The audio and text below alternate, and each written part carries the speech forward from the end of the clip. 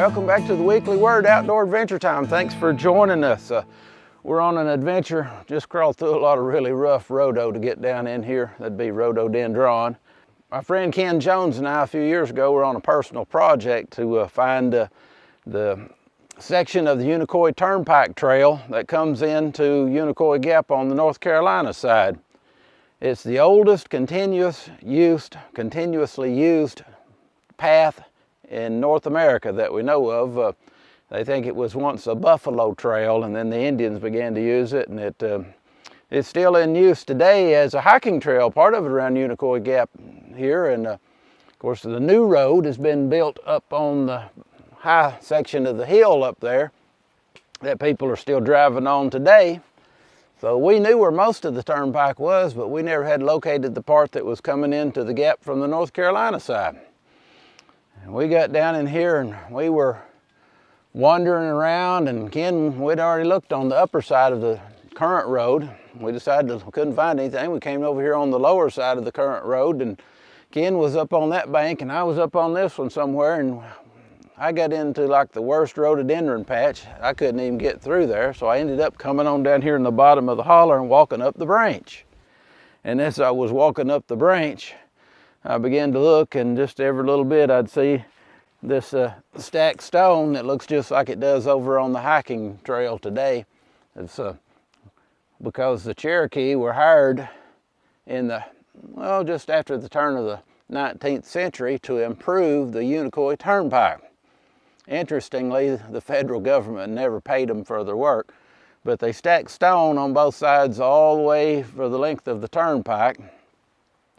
But it was almost 200 years ago that Sir Alexander Cuming left London, headed to the Cherokee Nation, and he wanted to negotiate with the Cherokee, and he did.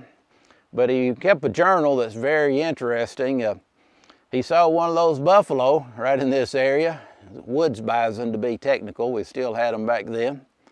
And he talked about when he got on over to Tellico, they'd just been in a big scrape, and said there were scalps hanging on the lodge poles in front of their homes over there. But what was always interesting to me is he said just before he got to Unicoi Gap, his horse went lame, and he had to walk it on into Tellico. That was a clue from 200 years ago.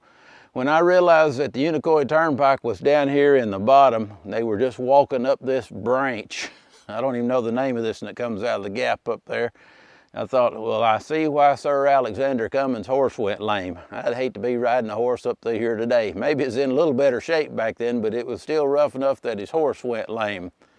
But it's kind of interesting to think, wow, this is where it was. I guess few people know that, but if you walk up and down the branch, you'll see lots of places where the Cherokee had stacked this stone along the way, trying to improve it at one time, but this was still a rough spot.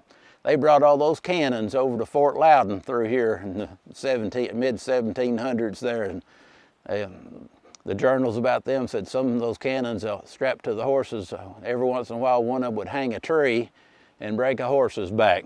It was rough traveling back then.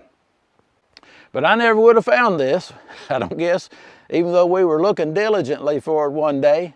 If it hadn't have been for the rhododendron patch up here pushed me off, and I thought I'm just going to try to get past there and get on up above and start looking again. But when I got down in the bottom of the branch down here, I realized this is where the Unicoi Turnpike was back 100 plus years ago.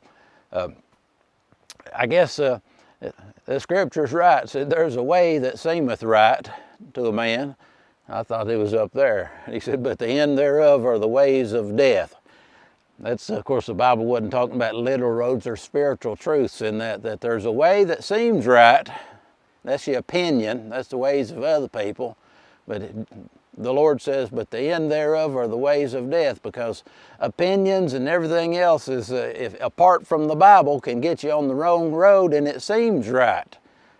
That's that road we talked about last week that many are going down. It seems right to them, the broad road that leads to destruction. But you need to stay on the Bible road, the Bible path. Consider them old paths in the Bible and stick close to them for your values and morality. And that's the way to go. The Lord says, walk in these paths. We'll see you next week on the Weekly Word. Thanks for joining us. We'll try to find another adventure for next week.